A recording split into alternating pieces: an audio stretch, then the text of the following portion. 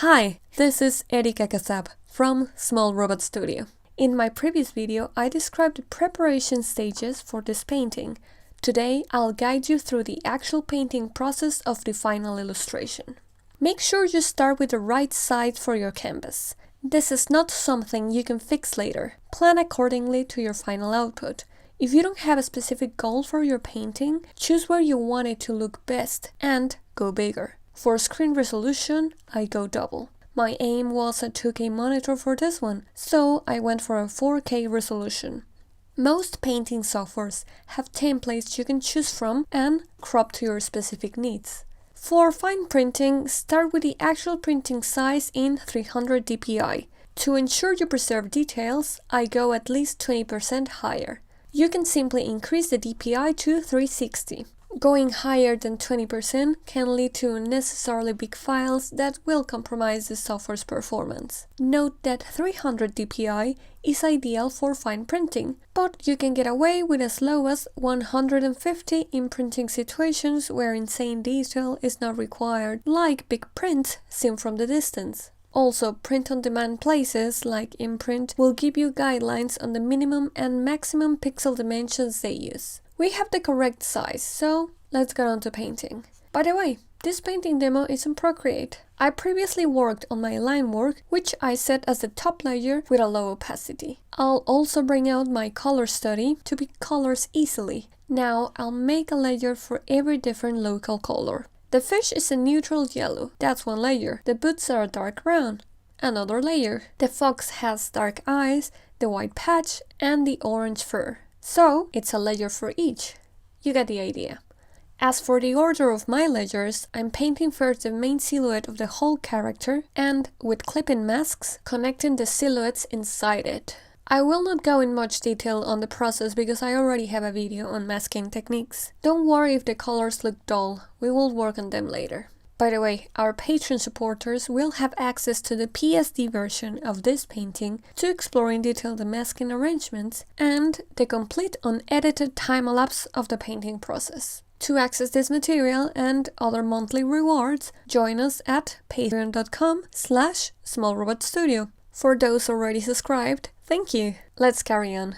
I am painting these silhouettes with different qualities according to the nature of the materials. The fins of the fish are translucent, so I reduce the opacity of the brush to leave transparency. The skin of the fish has a rough quality. The fox fur is soft and, well, fluffy. The grass is sharp, made with the selection tool for defined edges. At least some of it. I divided the grass in 3 layers. I defined sharply the foreground and midground, but the background is not a detail. In the planning stages, I decided this to make an area of visual rest. Too much detail could steal attention from my character. Instead of going carefully shape by shape, I'll use textural brushes to get some spontaneous edges and interesting negative space. The rest of the background will only be one layer, with the main color areas fusing into each other with texture. Once you are happy with your layers, apply an alpha lock, so we can paint the silhouette with no fear of overflowing paint. Also, name your layers for goodness sake.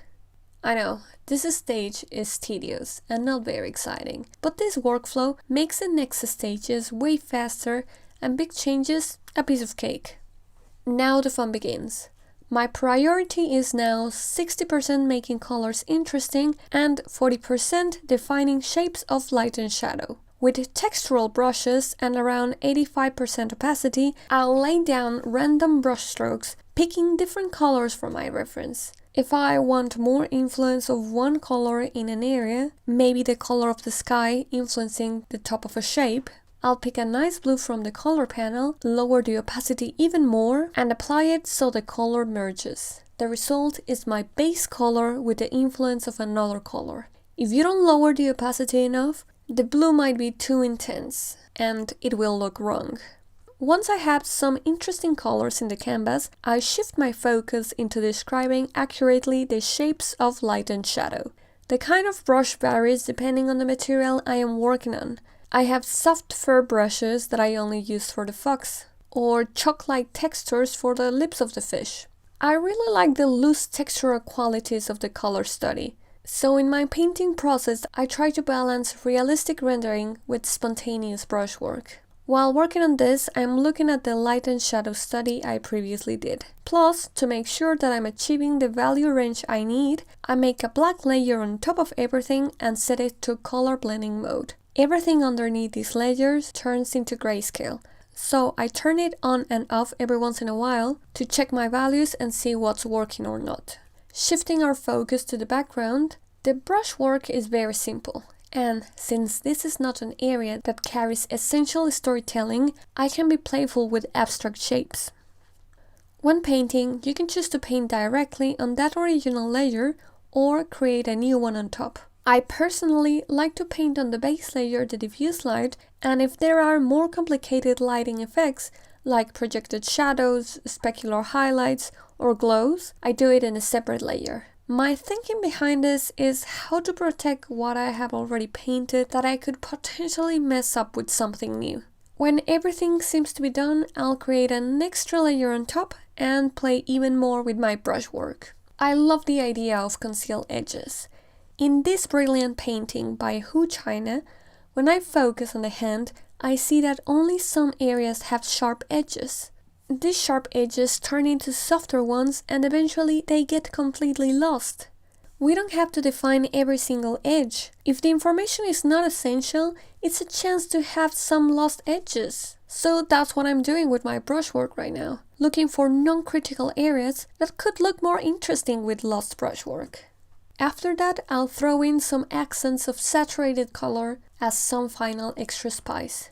Remember, these are accents only. Just like adding salt to a dish, too much of it can spoil it. Finally, the last stage is color correcting. Ideally, I would do this after a good night's sleep. You get used to your painting, so coming back with a fresh mind will make it easier to spot what to improve. This is where our layer arrangement comes in handy. Remember I told you it was gonna be easy to make adjustments? Let's say my client changed his mind and he wants a green fish instead of a blue one. Just go to those layers and adjust the hue. What about adjustments in size and position? No worries, select the desired layers and move them. Organizing in folders will come handy as well. Of course, the texture layer on top might need some modifications to fit the new changes, but it won't take me ages to get it done. And for the very last adjustment, I'll copy and paste the whole canvas into one layer. First, I want to push the contrast in my values, which I will do with curves in the adjustment menu, creating an S shape. In another video, I'll explain the logic behind this. What we need to know is that the S pushes the contrast of light and shadow, preserving the midtones. Now, let's try to tone down the saturation of some areas, like around the fox. To modify only one area instead of the whole layer, choose pencil mode. Let's see, before and after. Before, after. Don't be afraid of making unexpected changes or playing with other filters. If you don't like it, just get rid of the layer and start over. So, here we go, the final result. That's it for this tutorial. If you find it useful, make sure that you leave a like so other people can find it. And if you haven't already, make sure you subscribe, as we are bringing out CG and illustration tutorials every week. Become a patron and access tutorial assets, bonus content, a private Discord, and more by clicking in the link below.